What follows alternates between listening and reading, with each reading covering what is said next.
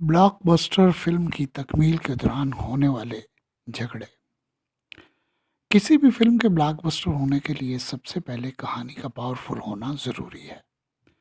उसके बाद एक्टरों की सिलेक्शन और म्यूज़िक वगैरह का नंबर आता है। एक राइटर को फिल्म लिखने के लिए एक ऐसा वाक़या चाहिए होता है जो उसके दिलो दिमाग को झंझोड़ कर रखते। फिर वो उस एक वाक़ये से 2 ढाई घंटे की अच्छी कहानी लिख सकता है। मेरे एक प्रोड्यूसर को पीने का काफ़ी हद तक शौक था, मगर मैं उसे अपनी मौजूदगी में ये काम नहीं करने देता था। लेकिन एक दिन उसे पेशावर से लाहौर उसका कोई दोस्त मिलने आया, तो मुझे पता चला कि वो ऑफिस के दूसरे कमरे में पीने लगे हैं। मैंने जब उसे बुलाकर समझाना चाहा, तो वो मेरा बाजू पकड़कर दूसरे कमरे में ले गया और अपने दोस्त से मिलवाया और साथ में मुझे बतलाया कि ये क्यों पी रहे हैं। ये आज जेल से रहा होकर आया है। मैंने पूछा किस जुर्म में? पता चला कत्ल करके 14 साल जेल में काट कर आया है। और इसकी एक बच्ची थी जो इसके साले ने पाली थी, अब उसकी भी शादी हो चुकी है। ये अपनी बेटी को उसके घर मिलने गया तो उसने इसे बाप मानने से इनकार कर दिया।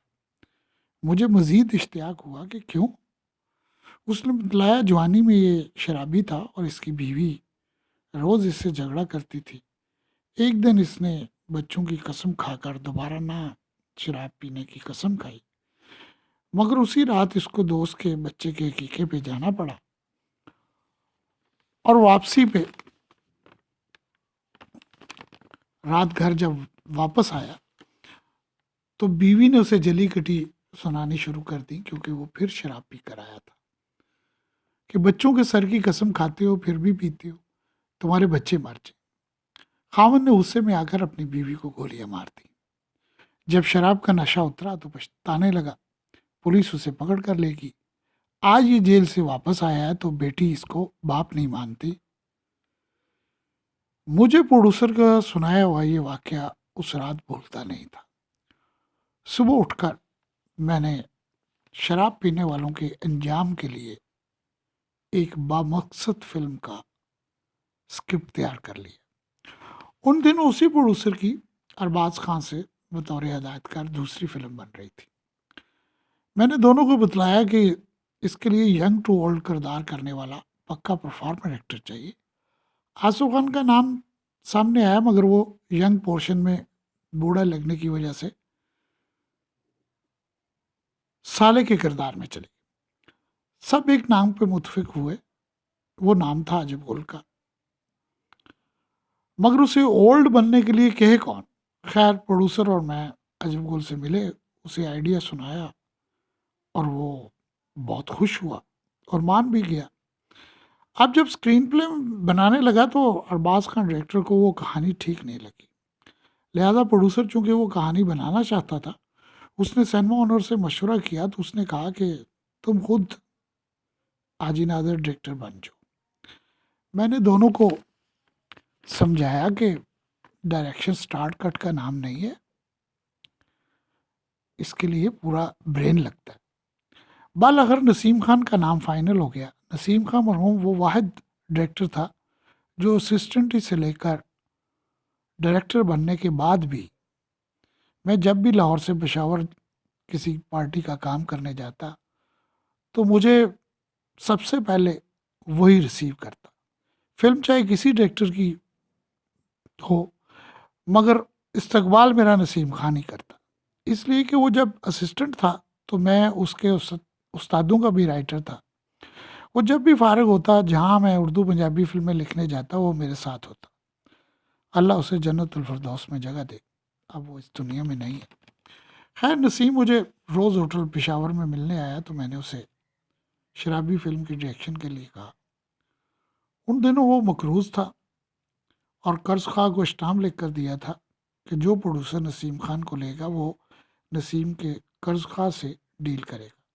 मैंने उसे समझाया कि इस तरह तो कोई प्रोड्यूसर तुम्हें नहीं लेगा। कर्ज खा से कहो कि मुझे खुद डील करने दो, तुम अपनी डायरेक्शन के पैसों से कर्जा उतारते रहना। वो मान गया।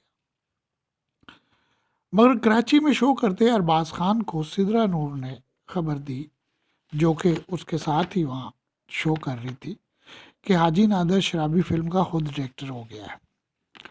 तो अरबाज खान ने भी गुस्से में आकर कह दिया कि मैं अगर डायरेक्टर नहीं हूं तो फिर मैं बतौर हीरो भी शराबी फिल्म में काम नहीं करूंगा।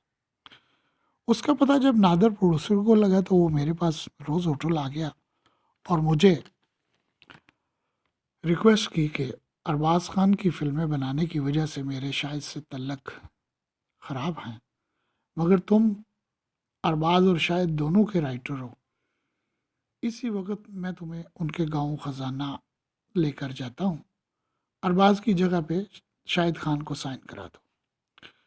मैंने आजी नादर को समझाया कि ये रोल शाहिद को नहीं अरबाज को सूट करता है, फिल्म खराब हो जाएगी, मगर वो ना माना।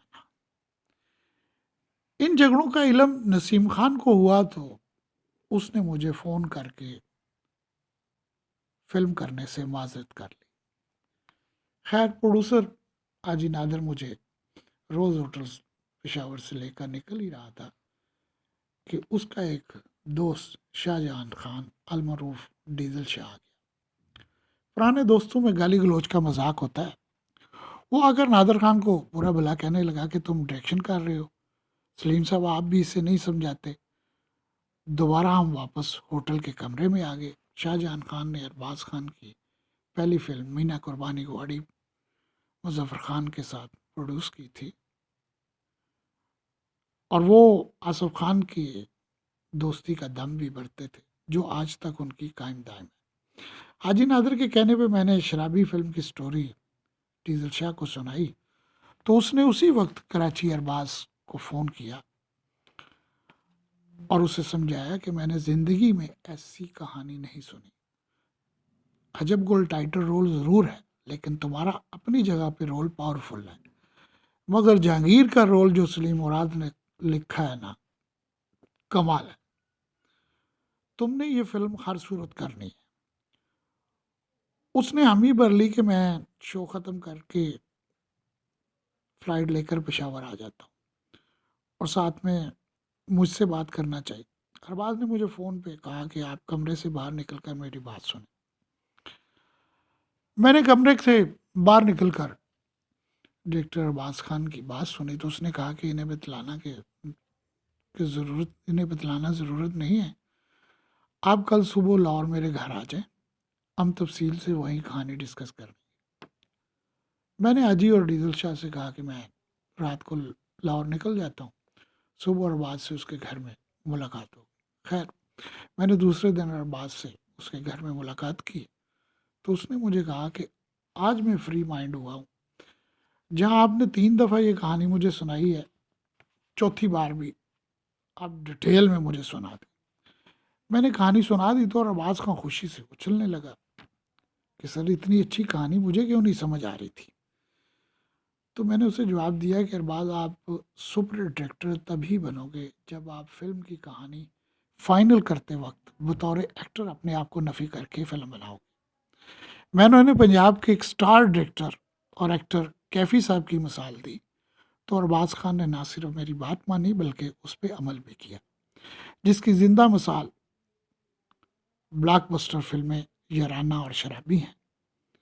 इसीलिए अरबाज खान पश्तो का कामयाब हीरो के साथ साथ हदायतकार भी माना जाता है।